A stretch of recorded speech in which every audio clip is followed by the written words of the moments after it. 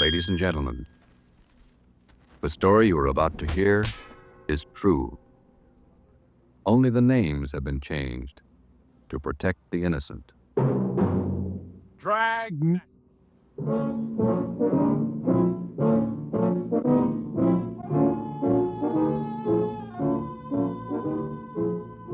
Dragnet, the documented drama of an actual crime investigated and solved by the men who unrelentingly stand watch on the security of your home, your family, and your life. For the next 30 minutes, in cooperation with the Los Angeles Police Department, you will travel step by step on the side of the law through an actual case from official police files. From beginning to end, from crime to punishment. This is the story of your police force in action. Dragnet.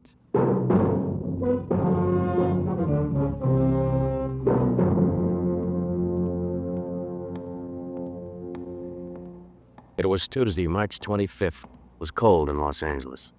We were working the night watch out of homicide. Detectives in Los Angeles work in pairs. My partner's Ben Romero. He's a sergeant, so am I. My name's Friday. The boss is Ed Backstrand, chief of detectives. I was on the way back from the record bureau, and it was 13 minutes past 11 when I got to room 42. Homicide. That's a hotshot. Somebody grab it. I got it, Ed. At 1245 East Doheny Street, 1242. 2 officers shot. At 1245 East Doheny Street, 2 officers Shot. What we got, Friday? Read it. 2 officers shot. Where's Romero? Right here, Skipper. Okay, you've got one to roll on. Get going.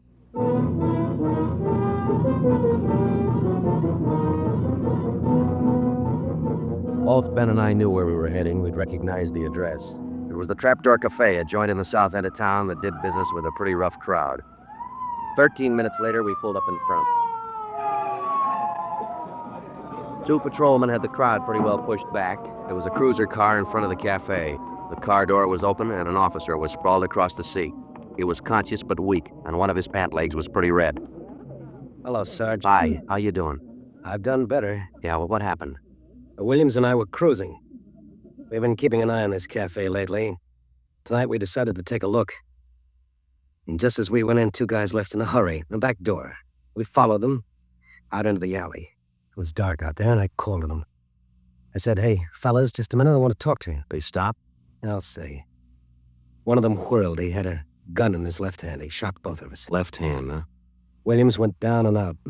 I went down, but I took a shot at him. No effect. And I started crawling out here to the car so I could crawl in. You started crawling? Yeah. Wait a minute, Emerson. Weren't there any people around by that time? Yeah, quite a few ran out after the shots. You mean nobody would help you to the car? That's right. Did you get a good look at either of the gunmen? Well, one of them was tall. I think he was a redhead. There was something funny about his nose. That's all I saw. It's too dark out there. Williams was closer. I think he got a good look. You're the other Officer Williams. He's in pretty bad shape. Is he breathing? He's still alive, Emerson. I don't know how much time he's got. Ambulance? On the way. Okay, let's round up all the men who are in the cafe. We're taking them in.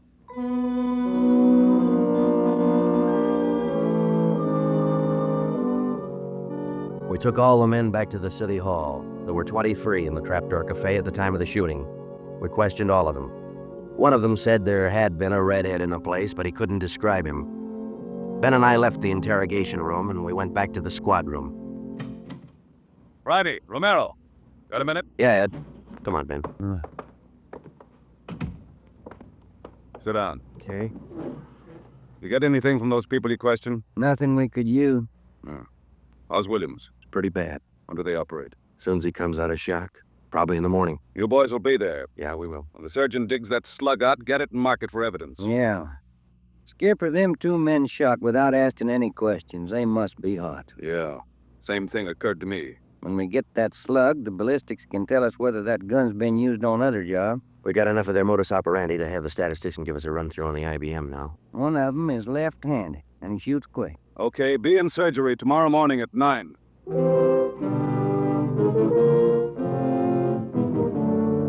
Neither Ben or I said much on the way home, but we were both thinking the same thing.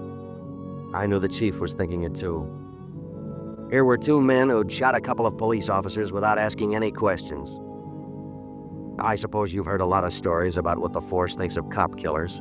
Sure, we don't like to lose our friends and partners any better than anybody else would. Why not figure it this way?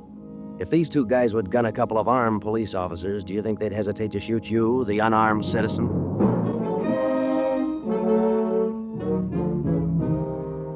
The next morning at 9 o'clock, Ben and I had scrubbed up and we were in surgery. Williams was on the table. The surgeon started him. A lot of minutes later, he got the slug. As for Williams, they took out 7 feet of his intestine and said he might pull through.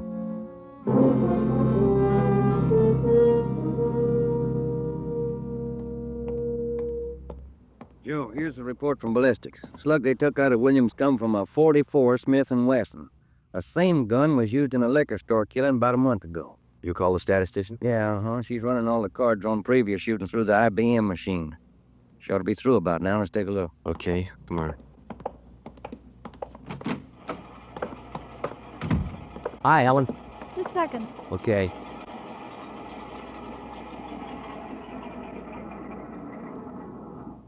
Well, that's it, boys. Eighth cards will give you all the shootings full by 2 men on foot who shot quick, one of them left-handed. Right. They're all yours. You sure can tell a lot from just a bunch of little holes in these cars, can't you? I can't, but this IBM machine can. Never ceases to amaze me. Okay, shall we check the cards, huh? Yeah, sure.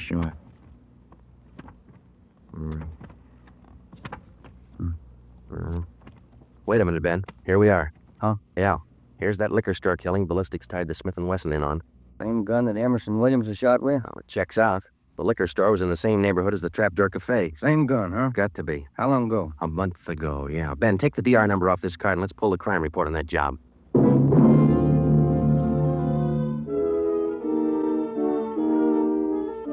We pulled the crime report out of the files. It said that there was only one witness to that liquor store killing a month ago. That witness was a woman.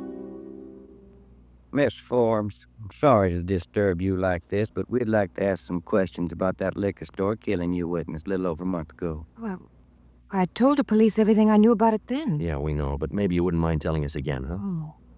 No, I guess not. I've been trying to forget it, to tell the truth. It was pretty terrible, and I really didn't see so very much because I was awful scared. I understand. But try to describe again just what happened, will you? Well, it was about 10 o'clock at night. I was walking down the street toward home when I realized I was all out of cigarettes. Well, I was right in front of the liquor store then, so I went in. The clerk was behind the counter, and there were 2 men standing there arguing. What's the idea of changing your mind? I thought we was gonna get bourbon. No, let's get the wine. I want bourbon. Costs too much. Wine's good enough. The rest of them want bourbon too. We better talk to them. Well, okay. We'll be back when we make up our mind, mister. 2 men walked out of the store, and the clerk smiled at me and shrugged his shoulders. I bought a pack of cigarettes and turned to leave. But just then the 2 men came back in again, and each of them had a gun in his hand. This is stick up, mister. The clerk just sort of crumpled to the floor. I couldn't believe my eyes, but that's just how it happened. The men said this is a stick-up, and then they shot him right away. Get over against the wall, lady, or you'll get the same. One of them punched a no sale on the cash register. I was shaking so I almost caved in. He scooped the money out of the drawer and stuffed it into his pocket. And then the other one went over to where the liquor clerk was lying face down. He knelt down beside the clerk and put his gun against the clerk's spine. And they both ran out of the store. It was terrible. That clerk, he was lying there helpless and wounded, and they deliberately... Yeah, Miss Forbes, I understand. Oh, Miss Forbes, you said that both of the men had guns. Yeah. One of the guns was black, and the other was sort of fancy looking. What do you mean, Miss Forbes? Well, it was real shiny. Nickel plating? I wouldn't know about that, but it was shiny. There were 2 guns, huh? Yes. Well, now about the men themselves. Well, I was so scared their faces just didn't register with me. The one who shot the clerk in the back was sort of stocky. It's about the best I can do. You mentioned in the report that one of the men was left-handed. Yes, I do remember that. Uh-huh. Look, Miss Forbes, this is very important to us. One of the men was a redhead. Redhead? Why, no, I didn't see any redhead.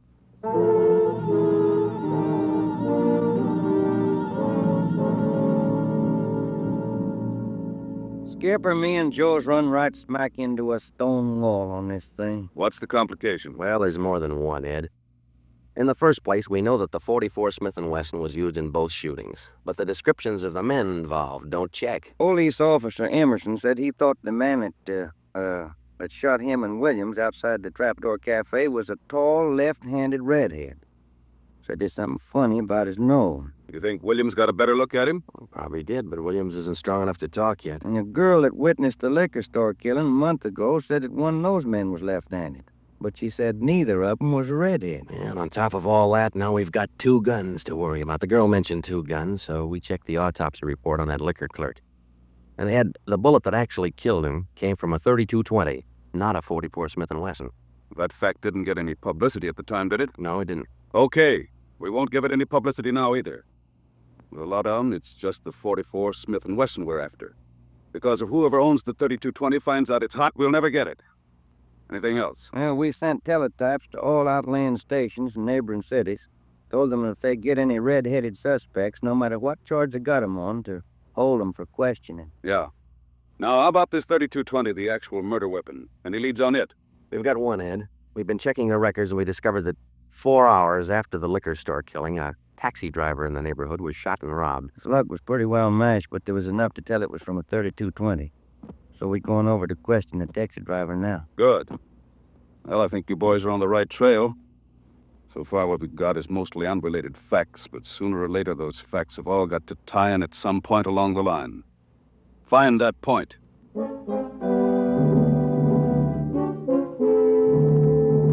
Yeah, find the point. Find the tie-in. Well, Ben and I went over to see the taxi driver, a guy who was living on borrowed time. Yeah, it was about 2 o'clock in the morning when it happened. I got a call to pick up a fare near 105th and Avalon, yeah. Well, I got there, somebody came over, pulled open my cab door and said, "This is a stick-up." Then Bluey let me have it. Just like that, huh? Yeah, just like that. Same deal as others, Joe. Itchy trigger finger. Yeah. Did you get any kind of a look at the fella? Look, no, it's too dark. Uh-huh. Hey, according to the report, you got shot in the chest. Yeah, that's right. Oh, you're maybe wondering how come I'm still alive, huh? I'll tell you, pal, it's like something you'd see in a bad movie, you know? I'm carrying a few silver dollars with me, 9 of them to be exact. So I decided to stick them in my breast pocket. Well, Mr. That just saved my life. The slug hit them silver dollars. It's one for the book, huh? Yeah, you said it. Well, thanks very much. Say, incidentally, we had a little trouble finding you today. You weren't at the stand you operated out of last month. Well, look, I'm not only not at my usual stand, I'm not driving a hack no more. Oh? Look, after what happened, are you kidding? No, I don't want to push my luck any further than it's been pushed. Yeah, I figure I had it, you know?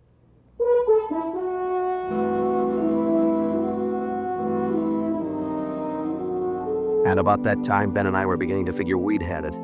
We were getting nowhere fast. We had a few informants nosing around, but so far they hadn't come up with any leads. Well, Ben and I followed up all the teletypes that poured in. We just got back from Santa Ana, where we'd been questioning a red-headed suspect, and we'd flopped in the squad room when Chief Backstrand's door opened. Friday. Romero. Got a minute? Yes, Skipper. Any luck with the Santa Ana Redheads? No, none at all. I guess you haven't heard the latest. We just now got back in town, Skipper. Early this morning, another cab driver got shot. What? Yeah. Man came up to his taxi, opened the door, said, "This is a stick-up," and shot him.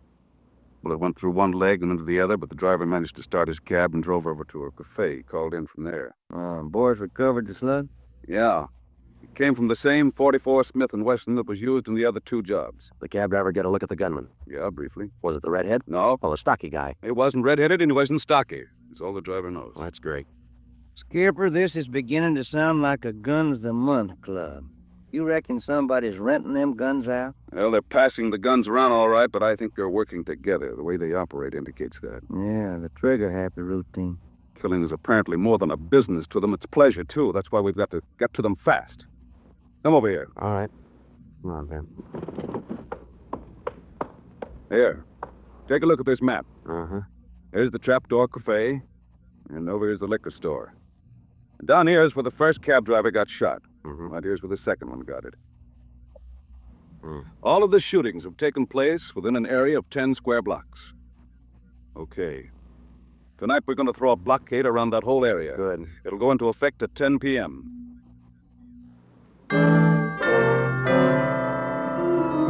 9:45 p.m., cars and officers started drifting into the area by twos and threes. At 10, when Backstrand, Ben, and I arrived, the whole area was sewed up tighter than a tick. Davis? All set. We got a primary line and a secondary line. If anyone tries to make a break, we'll pick them up in the secondary. Okay. Friday and Romero here will cruise around the area with me. Go to work, men.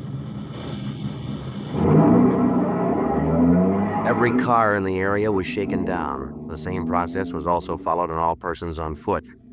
The blockade went on all night. By the end of that time, we'd brought in 217 suspects. 26 of them were redheads. What's your name? Henry Wagner. Where do you work? Lumberyard. Which one? First star. What time did you get through work last night? About 6, I guess. What'd you do then? Had some dinner. Where? Harry's grill. Then what? Shot a little pool. Look, I tell you, I ain't done nothing. Now, let's go back to the day before yet. And that's the way it went all day long. We shot question after question at them, working them gradually back to the days on which the shootings had taken place. When it was all over, we got 6 men wanted in other cities on various charges. We got quite an assortment of guns and knives. But as far as the shootings were concerned, we got nothing. Well, I guess that's the last of them. Oh, I was running out of questions there at the end. You two boys better go on home and get some sleep. Well, I was kind of figuring on checking back over the reports to see if we might have overlooked something. I said go on home. You two boys have been at it for 32 hours straight. Look at you.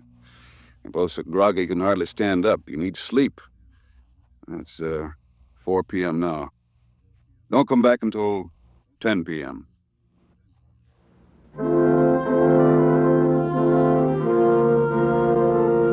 When I walked into the squad room at 10, Ben was already there. An informant had just phoned in a new lead. He told Ben he'd heard about a gang that had been hanging out down around the DeVere bungalow court in the south end of town. We knew that the DeVere was close to the Trapdoor Cafe, so we went over to talk to the manager. Joe, I've been meaning to ask you. You checked on how Williams is getting along? Yeah, I did. I called the hospital this afternoon. It's gonna be all right. Oh, that's fine. Well, here we are. Yeah, manager's office. Still got a light on.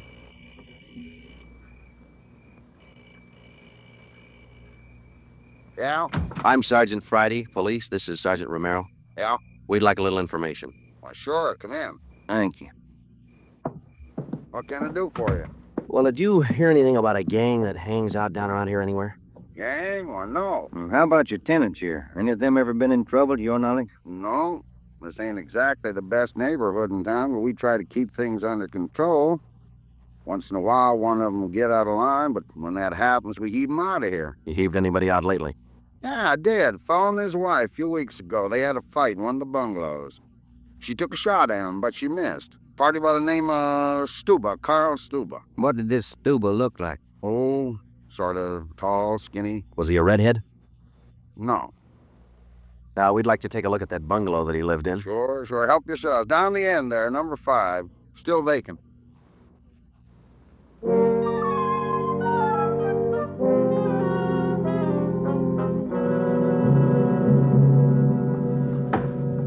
Well, I guess that does it.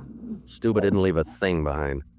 Matter of fact, we don't have anything to prove that this Stuba's tied in at all. We're only working on a hunch. Hey, Joe, look. Where? On the wall there, just by the window. Oh, yeah. Yeah, that plaster there, it's newer than the rest. You got a knife? I sure have, boy, and I'm carving. That manager'd be awful unhappy with me if he was here. Yeah, he would. Yeah, but... Hey, Joe, here it is. A slug. They plastered right over. Okay, dig it out and let's hope it matches. It matched. The slug from the wall came from the same .44 Smith & Wesson that had been used in the other shootings. So now we had a name to work on, Carl Stuba. But he'd done a good job of dropping out of sight. Well, the next day, Ben thought he had another lead. I just been talking to another informant, Joe.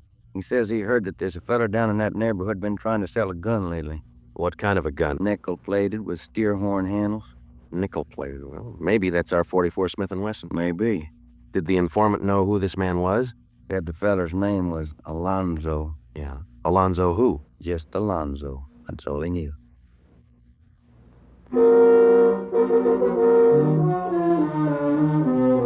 So now we had two names, Stuba and Alonzo, but no men to go with them.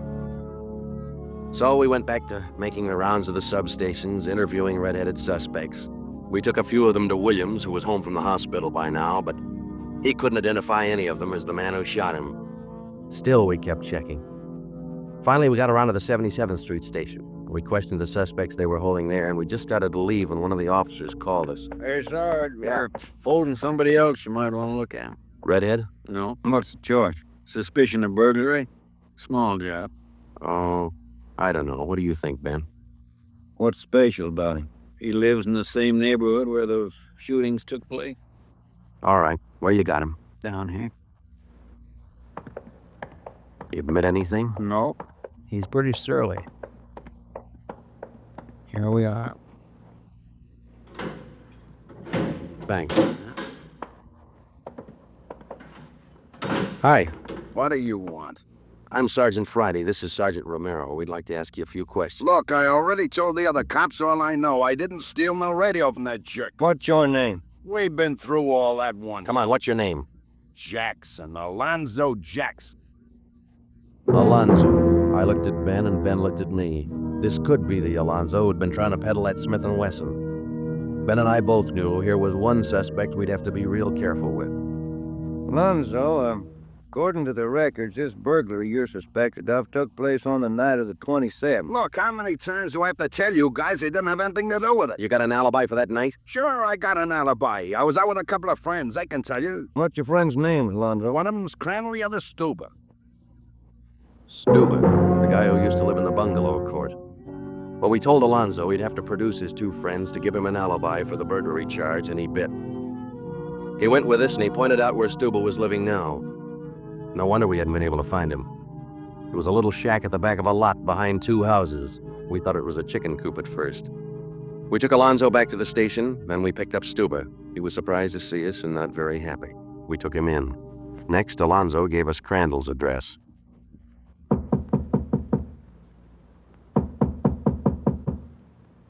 Yeah? Mr. Crandall in? No. Will he be back soon? I don't know. Who are you? Sergeant Friday, Sergeant Romero, police.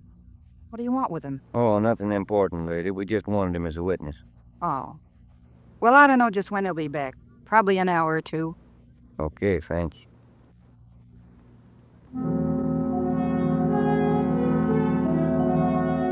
We went down the street away and we staked out in the car. We sat there for about 5 hours, and then Ben nudged me in the ribs. Hey, Joe, huh? Joe, take a look. Coming along the sidewalk. Yeah, and he's got red hair. Come on. Crandall. Huh? Your name Crandall? Who are you? Friday Romero, police. Police? What do you want with me? I haven't done nothing. Well, then you got nothing in the world to worry about. Come on.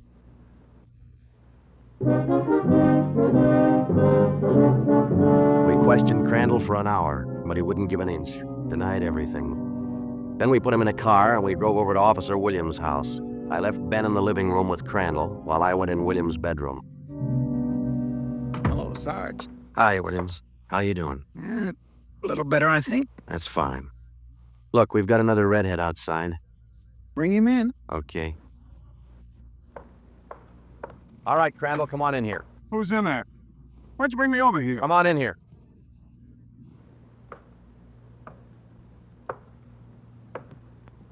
How about it, Williams? That's the guy. It's the guy that shot me. Well, Crandall? Oh. Yeah. It was an accident. I didn't mean to shoot him. It was an accident.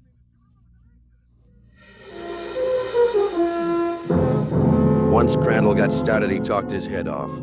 He also admitted being in on the liquor store killing, but insisted he was only the lookout. We took him back to the station and got his whole story down on a tape recorder. Yeah, he was left-handed.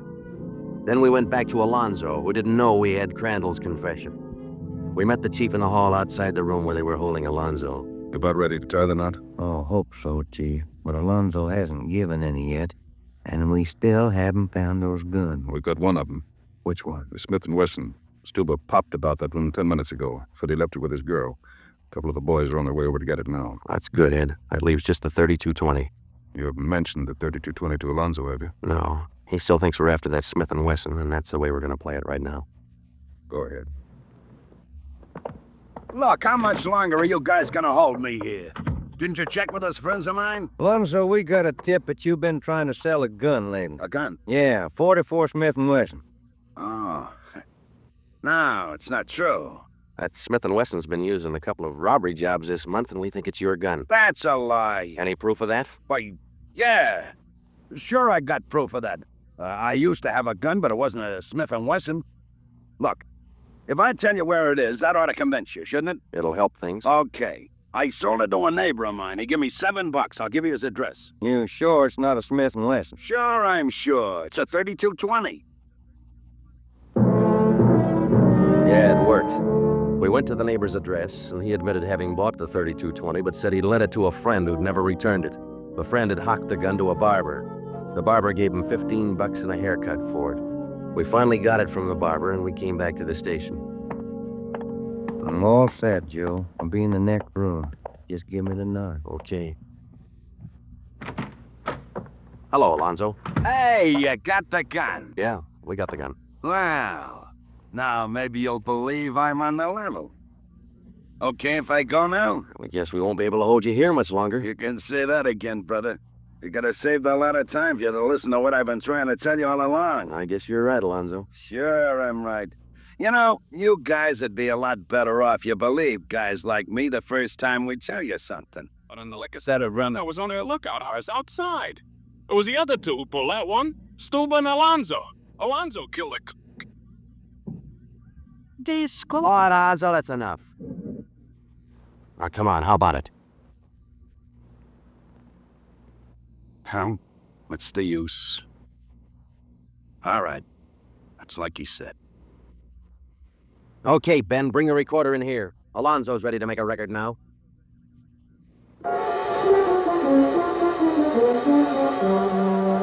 By playing back Crandall's statement that we'd recorded earlier, we got a full confession from Alonzo. We took the three of them out and had them reenact the 4 shootings, and we photographed it on sound film. Crandall, the redhead, was the one who'd shot the 2 police officers, but he was only the lookout for the liquor store killing, which explains why the girl witness didn't see him in the store.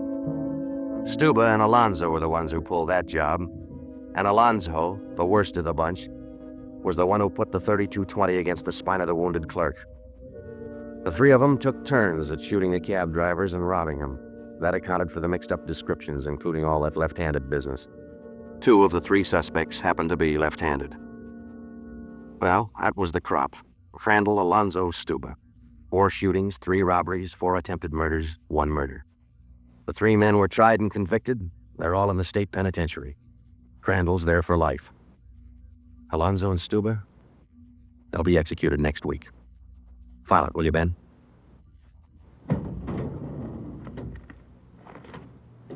Case closed. Case closed. Dragnet.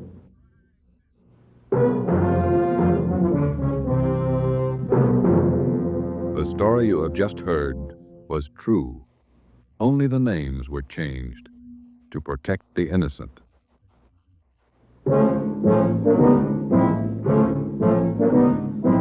You have just heard the second in a new series of authentic cases from official files. Technical advice for Dragnet comes from the office of C.B. Horrow, Chief of Police, Los Angeles Police Department.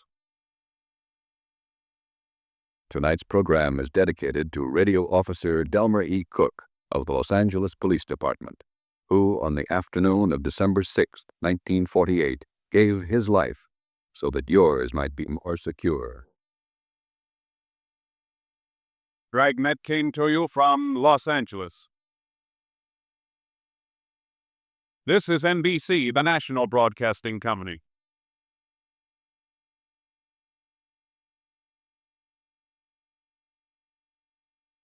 Next episode, The Werewolf. Ladies and gentlemen, the story you are about to hear is true. Only the names have been changed to protect the innocent. NBC brings you Dragnet.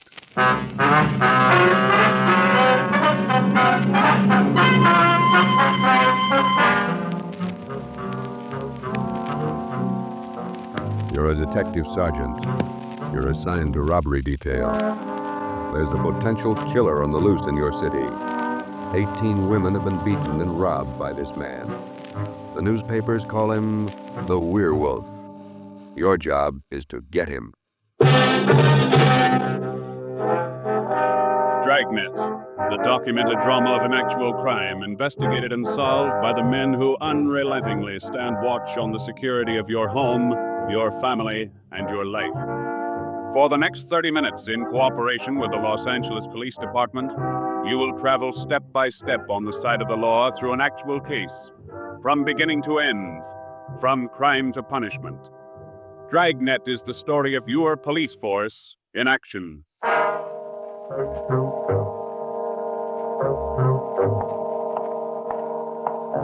It was Thursday morning, February 2nd. It was raining in Los Angeles. We were working the early morning watch out of robbery detail.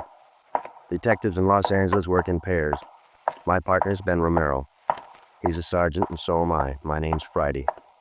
The boss is Ed Backstrand, chief of detectives. I was on the way back from the teletype room, and it was 3 a.m. when I got to room 27A, robbery detail. Hi, Ben. What's up? Keep your coat on, Joe. Just had a hotshot call. Coming, Skipper? Right behind you. Let's go, Friday. Well, what was it, Ed? Another woman robbed, almost beaten to death. Well, how many does that make? About 18 in 6 weeks. Is that right, Skipper? Yeah, 18 too many. Come on down these stairs to the garage. Yeah. What about that suspect we had, Ed? You mean Martin? Yeah. Had to release him this morning. I got a good tail on him, Henderson. We got any report yet? Nothing definite to hold him for. Here's the garage. Let's hustle it. Right. Then if this isn't Martin's job, Skipper, and he's not the right man... Then we start all over again, and we work night and day till we find the right man. Here's a car. Let's go. Ben, you drive. Yeah, all right. How do the victims describe this guy, Ed? Pretty sketchy. Supposed to be tall, dark, long black hair. Last woman said he had a face like an animal, something like a dog or a wolf. A wolf? Yeah. She said, something like a werewolf. Something like a werewolf. Well, he almost had to be that, judging from the way he operated. He was either an animal or a raving maniac. One thing we were sure of, he was smart and he was dangerous. For almost 2 months, he prowled the streets in a stolen car in the early morning, usually between 3 and 5 a.m. And the victims were always lone women, most of them waitresses, coming to work or going home. He'd drag them into the car, rob them, beat them until they were unconscious, and then throw the body out into the street. That's just what we found when we pulled up to the curb near the corner of 8th and Grand. One cruiser car was already there, and so was the ambulance. About a dozen people were standing around looking at the crumpled figure of a woman sprawled out on the sidewalk. 2 officers were talking to the only witness, a thin, sallow-faced newsboy. His story didn't give us much to go on. Like I was telling these cops, or these officers, sir, I was walking up 8th Street on my way home as usual when I see this blue Chevy sedan pull up down the block there a little way and dump out the dame's body. Actually, I don't know what to think. You got to look at the license plate? Well, no, I didn't. Tell you the truth, I could hardly keep from... Well, I was just plain scared. What did you do after you saw him throw the body out, son? Well, I just stood there for a minute, and the fellow in the car drove right on past me. Did you get a look at him? I sure did. How close were you when he drove past? Well, no, it couldn't have been more than, 8 or 10 feet away. I was right over there by the street light near the curb. Would you know this man if you saw him again? I don't know about his height or his build or his weight, but mister, his face I'll never forget. Why do you say that? They were just like the paper says about him. Right here on the front page. Here, read it. See? Woman says attacker looked like werewolf. That's all the newsboy could tell us. The suspect drove a blue sedan. He had a face like a werewolf. We covered the neighborhood for clues, and we questioned a dozen people, but we got nowhere. We took the witness's name and address, and we drove down a couple of blocks to an all-night gas station. Working on Optimus call. I'm going in here and call the office. I'll see if Henderson's called in on Martin. We might still have a suspect. Right, Skipper? Looks as mad as a wet hornet, doesn't it, Yo? Yeah. Did you get a good look at that woman's face when they moved her in the ambulance? Hell, sure does like to mess 'em up. I don't know how we're gonna get him, Ben, but we better do it fast. Next time it'll probably be murder. Well, here comes the skipper, Joe. Uh-oh. Doesn't look good. What is it, Ed? Just talked to Henderson. He tailed Martin to a bar in Long Beach.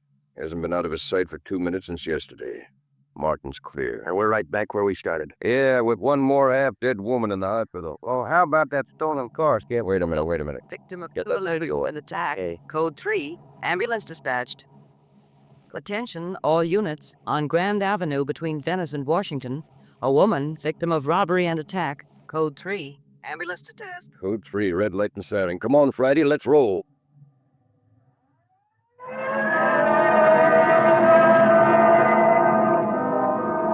We couldn't be sure, but it sounded like another one. 6 minutes later, we were there. Same story. Werewolf.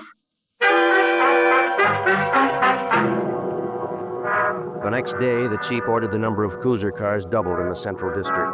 This was for the early morning watch with plainclothesmen to back them up.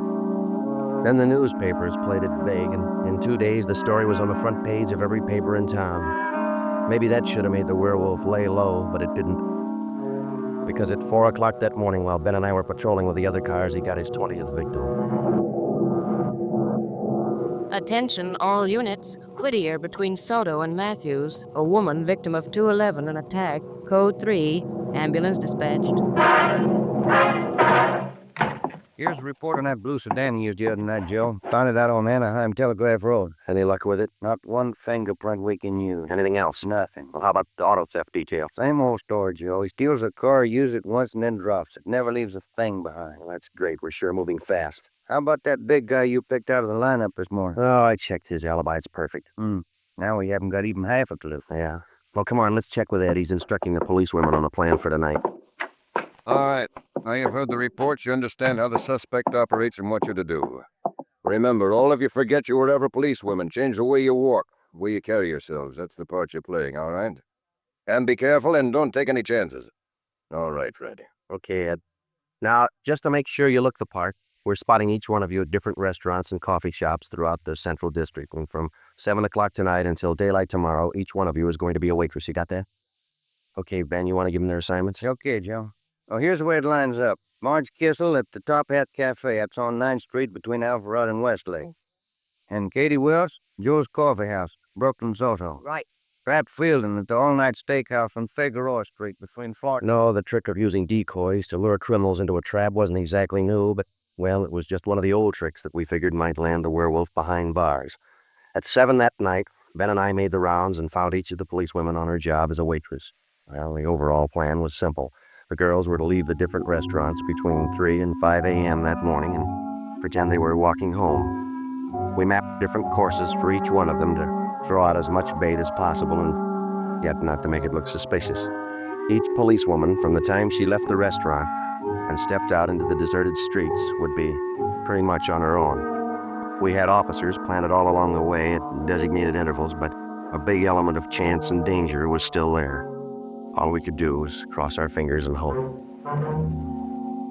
How much more time, Joe? Let me see. She's doing 2 minutes. Yeah. Waiting gets on your nerves. That won't be long. This corner doorway's pretty good lookout, boy. Yeah.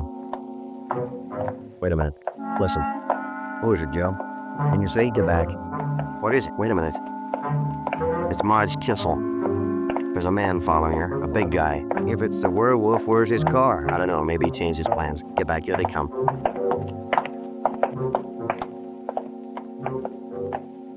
You get a look at him, Joe? Oh, pretty good. Not too suspicious. Might be coincidence. Well, I got a pretty good lead. Come on, let's go. Stay back in the shadows. Hey, Joe. So where'd the guy go to? I lost him. The little coffee shop up on the next corner, see? Take a look. Oh, yeah. He's opening the door. He's turning on the lights. Yeah, looks like a false alarm, Joe. Well, let's check him anyway.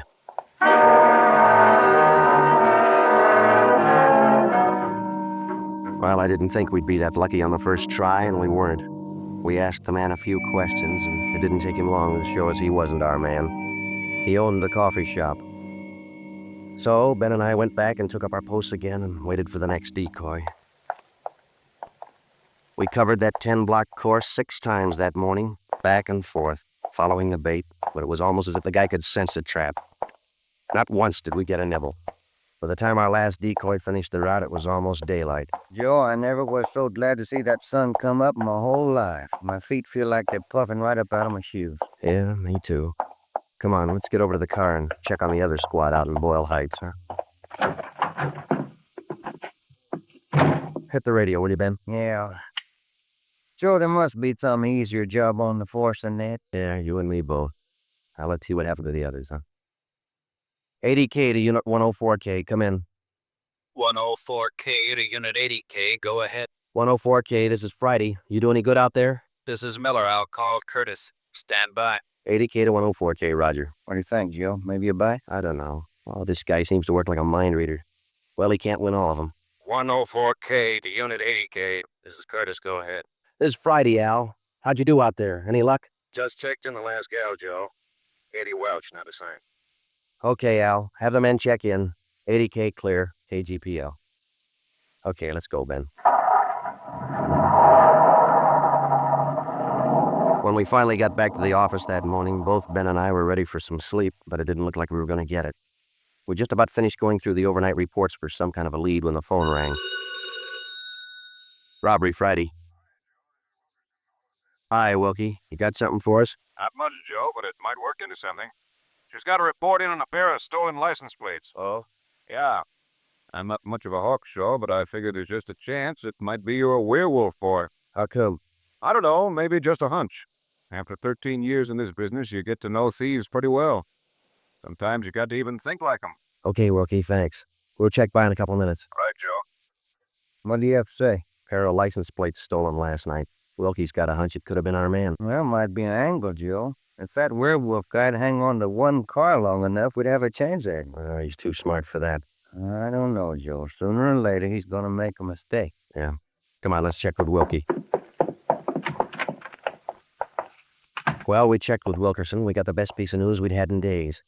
On the average, 95% of stolen cars are recovered or located within 24 hours. In the remaining 5%, Wilkerson, by a simple process of elimination, narrowed down the number of cars the suspect might be driving. Wilkie figured 6 cars. There they are. Now, bet you if you picked up your man tonight, he'd be in one of these cars. Let me see, huh?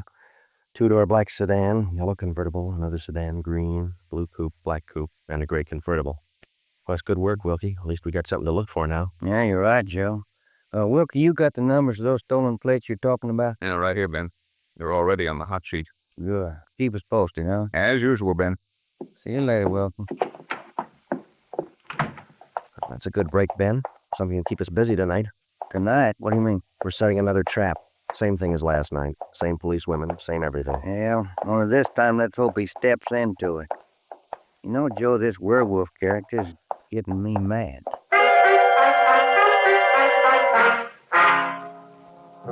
That night, we followed in our own footsteps. We planted the policewomen decoys in 3 separate districts, and a few minutes before 3 a.m., our squad of men took up their positions. The same policewomen went to their waitress jobs in the same restaurants, and Ben and I and the rest of the men stood in darkened doorways or empty filling stations or whatever cover we could find. And we waited and waited. What time is it, Joe? Let me look. 4:30. Oh, thank you. Any sign, Joe? No, nothing yet. Come on, stay in the shadows. That's the way it went all through the early morning. The same plan over and over again until daylight. Ben and I'd check in at the station, go over the late stolen car reports with Wilkie, catch a few hours sleep at home, and then come back and do it all over again. The next night, and the next morning, the night after that, and the morning after that. 5 days later, Ben and I were ready to call it quits. I'll admit it, Joe, I can't figure. The guy's either psychic or else he can smell a cop a mile away. Yeah, well, at least we got that stolen car angle left. Did you check with Wilkie yet this morning? I'll give him a call now. All right.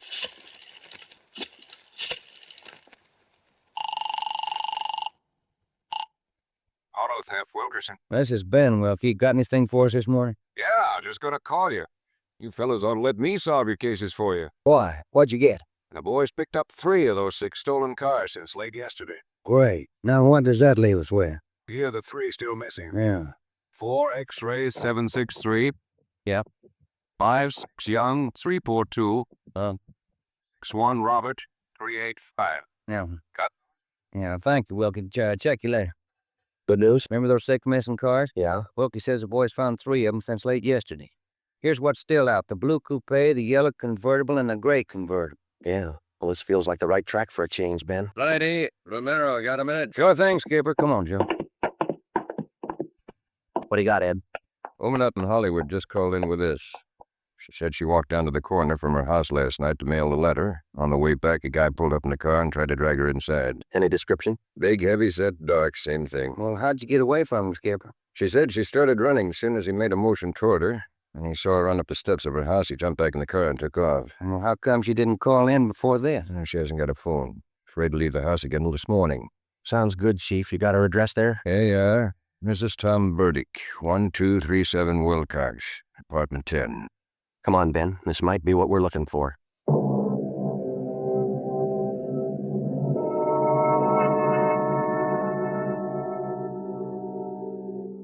Who is it? Who's there? Sergeant Friday, ma'am. Police. Oh, just a moment. I'm Sergeant Romero, Miss Burdick. This is my partner, Sergeant Friday. We come out to check on your call about that little trouble last night. Oh, well, I don't know if I'm going to be much help to you. I was so frightened about all I could do was just run. Well, could you add anything to the man's description, Miss Burdick? I mean, other than what you told the chief on the phone? Well, no. Honestly, I don't think I can. All I saw was this tall, dark man jumping out of his car and starting for me.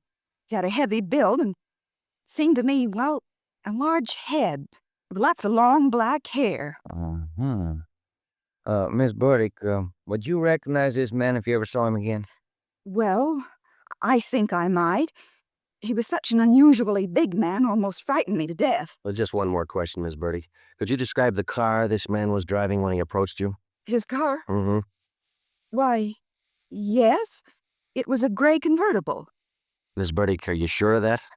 Yes, I'm sure of it. A gray convertible. Thank you, Miss Burdick. That's all we wanted to know. Sometimes when you're on a case, you can chase yourself around in circles for weeks trying to fit together just 2 little pieces of a yard-long jigsaw puzzle.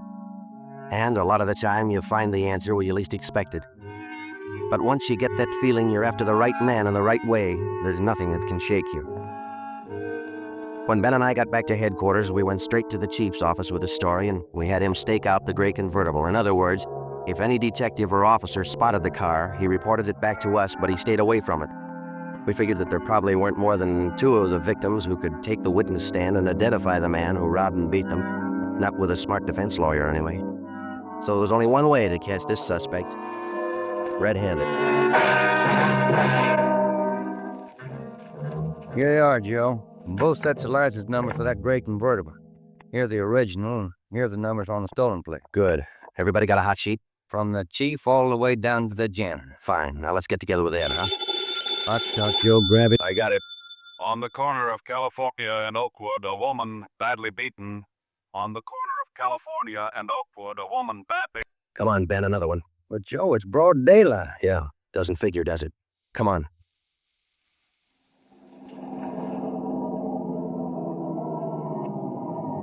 That vacant lot over there, Joe. 2 plainclothesmen and uniformed officers were keeping the crowd back. An ambulance was drawn up to the curb, but it was empty. When we got down to the rear of the lot, we found out why.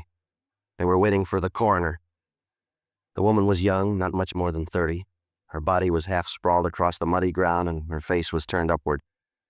It had been badly beaten. They figured it happened last night, Sergeant. Have the fingerprint men been notified? Yeah. How about the crime lab? Just called them. That's good. Now let's keep everybody out of the area till they get here. All right, Sergeant. Who found the body? One of the kids in the neighborhood. Woman was dead when he found her. Did she live around here? About a half mile away. I hear she's got 3 kids. Or she had 3 kids. Uh-huh. You've seen enough, Ben? Hell. Let's get on back to headquarters.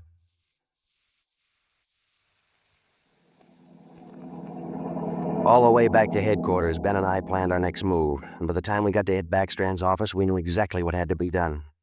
When we told him about the werewolf murder, he didn't say a thing for a minute. He just stared across the room at the calendar on the wall. Then he brought his hand down hard against the desk. Friday, Romero, I'm only going to say this once, so get it straight. That guy's pulled his last job in this city. He's through robbing and beating women, and he's through with murder. I've given you time to track him down, and now I want him in. No stalls and no excuses, I want him. I don't care how many men you use, and I don't care how you get him, but get him. That's all. Ben and I worked all that afternoon right through dinner, up until 8 o'clock. By that time, the overall plan was down on paper and already in action. It was one of the biggest things we'd ever tackled, and, well, we didn't know if it was going to work. Well, we knew it had to work. We had a squad of 65 cars to stretch out over 40 square miles of the city in one big dragnet. The blockade itself would be stationary most of the time, and working inside it would be 2 cars, 14 policewomen as decoys, with 2 plainclothesmen assigned to watch each policewoman. If and when the Werewolf was sighted in the gray convertible, we'd automatically take over the police radio for the whole city, and Backstrand would direct the chase from headquarters. A little after 8, we had coffee and hamburgers, and we went to Ben's for a few hours. Ben tucked his kid in bed as usual, and then he laid down for a nap. I talked to his wife until I dozed off in the chair. At 11:30, she woke us up. I combed my hair, put on my coat. Cops' wives are like everybody else's. They worry. When we met Ed at headquarters, we did some last-minute checking on details with Backstrand for about a half an hour, and then we were all ready to go. By 5 minutes past 2, half the Dragnet crew pulled out of the police garage and scattered over the city to their places. By 2:35, the other half pulled out, and a few minutes later, Ben and I followed. At 3 minutes to 3 that morning, Backstrand took over communications and checked every car in the operation. It was a good start. Every man in his right place by the right time. The trap was set. All we needed now was to find our suspect, the Werewolf, inside. Control 4 to Unit 80K. Oh, Unit 80K. 80K to Control 4, go ahead. 80K, roger, clear, KGPL. Okay, Ben. Now let's go find him. I got a hunch, Joe. Let's try the Wilshire district first. Sounds all right to me. Let's go.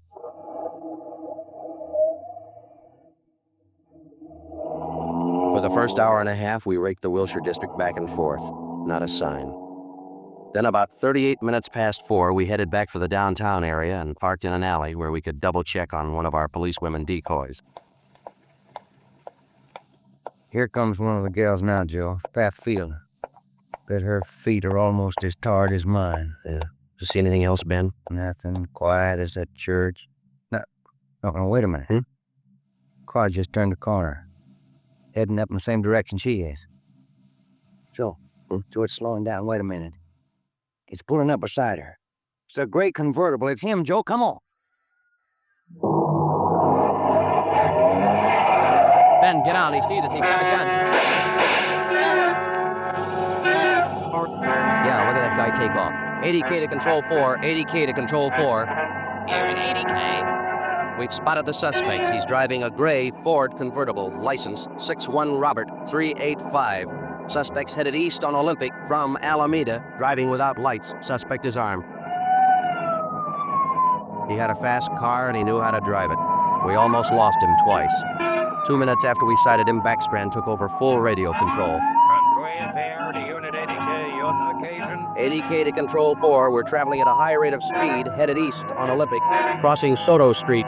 Control all units, stand by. Units 11A, 12, and 13R close in on the intersections at Olympic and Lorena. Units 41, 42, 45, and 104K move on the next 4 crossings east. In the north and south, units 105K, 14A, 70R, 43T. Lock all main arteries.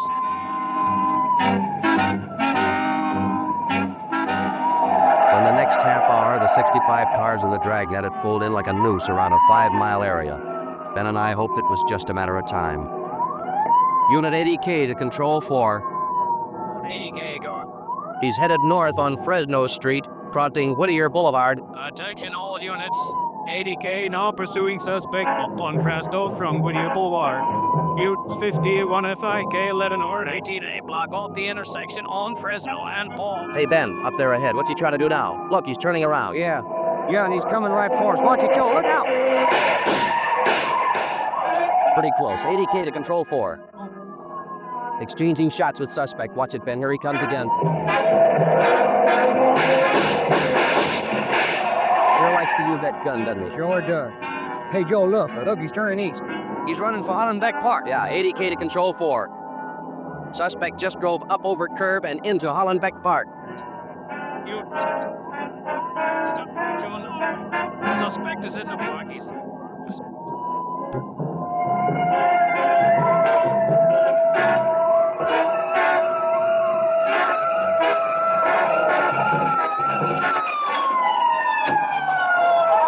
There he is, Ben. Watch it. Looks like a night baseball game with only 10 lines. Yeah, come on, let's get him. Here. Never say die, huh, Joe? Joe, can you get a shot at it?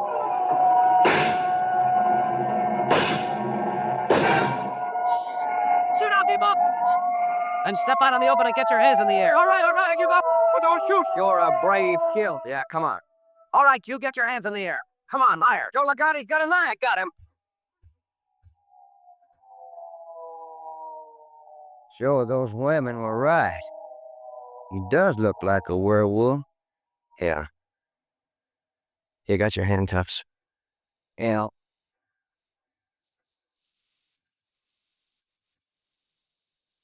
Okay. Got a cigarette? I've been out for an hour. Little place across the street. Maybe we can get some there. Okay. There's the crew from the 41R. Hey, fellas, take him into robbery, will you? Okay, Private. Think there's a vending machine in there.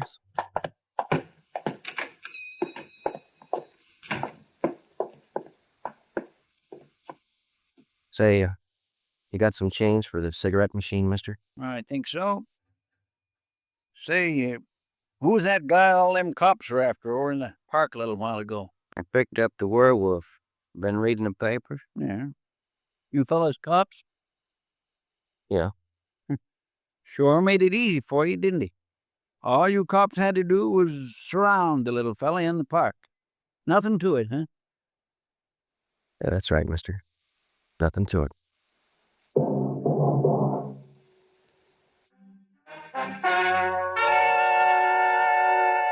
The story you have just heard was true. Only the names were changed to protect the innocent. Walter Barton, known as the Werewolf, was tried and convicted, and is now serving a full life sentence at the state penitentiary.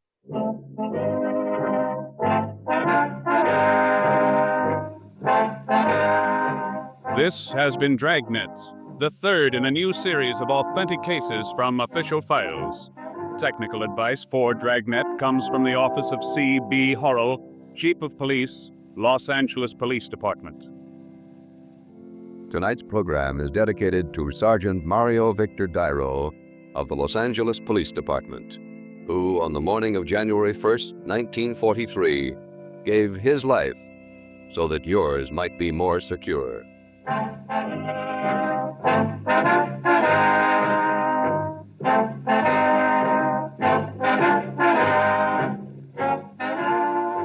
Dragnet came to you from Los Angeles.